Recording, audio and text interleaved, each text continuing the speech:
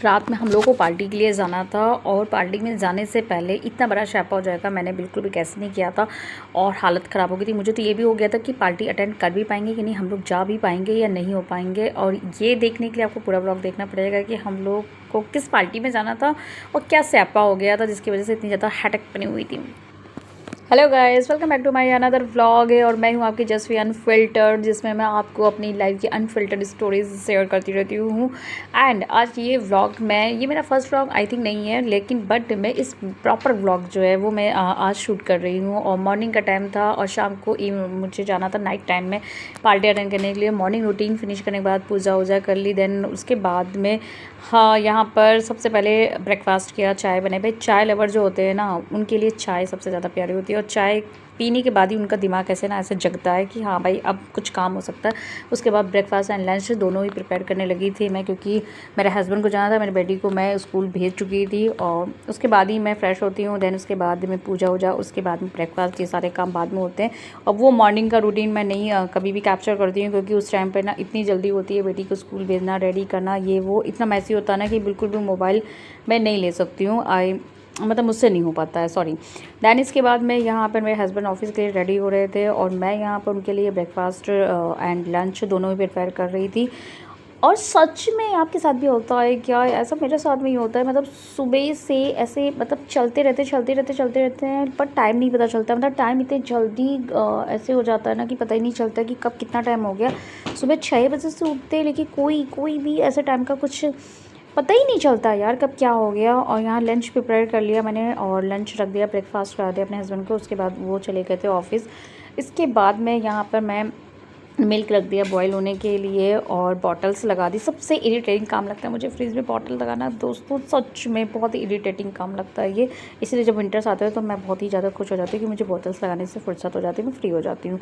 इसके बाद में मैंने अपनी बेटी को घर से ले आई थी, लंच कर लिया हम लोगों ने। उसके बाद थोड़ा नैप भी ले लिया, वो नहीं कैप्चर किया।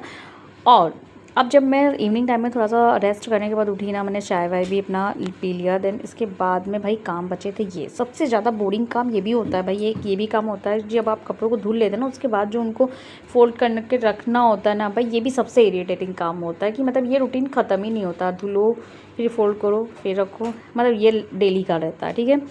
इसके बाद में भाई साहब मेरा पार्सल आ गया था, जिसका मैं बहुत ही एक्साइटमेंट से मतलब वेट कर रही थी। और मैंने इसमें मंगाया था ये लिपस्टिक के शेड्स, जिसमें 10 ऑफ लिपस्टिक के शेड्स है। ओह माय गॉड, क्या लिपस्टिक थी, मज़ा आ गई थी भाई। और इसमें और भी प्रोडक्ट्स थे और भी मैंने कुछ प्रोडक्ट्स थे जो मैंने purple.com से ऑर्डर किए थे और वो आ गए थे। अच्छा हाँ, ये वाली क्लिप तो आप लोगों के साथ में मैं शेयर कर रही हूँ, चलो ठीक है। वो वाली बात पहले ही कर दी मैंने।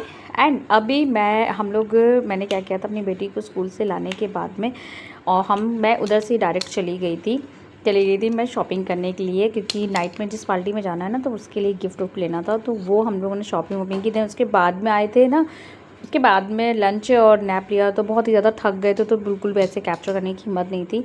और मैं बहुत ही ज़्यादा थक गई थी और मुझे बस ये था कि बस अब थोड़ा सा नैप ले लेते हैं, वरना फिर बहुत ही ज़्यादा हेडेक हो जाएगा, मेरा बीपी भी लो हो जाता है।